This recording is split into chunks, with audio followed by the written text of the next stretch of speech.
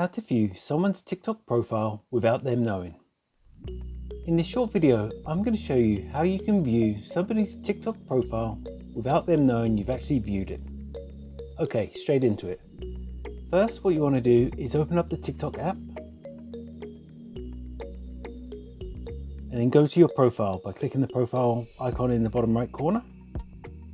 Next, once you're in your profile, click on the eye at the top right hand corner of the screen. Next, you'll see that as a default, your profile views are turned off. So if I just turn it on. Now, if I want to turn off my profile views, I just tap on the gear button in the top right corner, and then I can turn off your profile view history.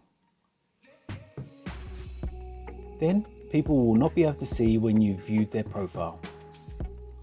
And that's all it takes to view someone's TikTok profile without them knowing.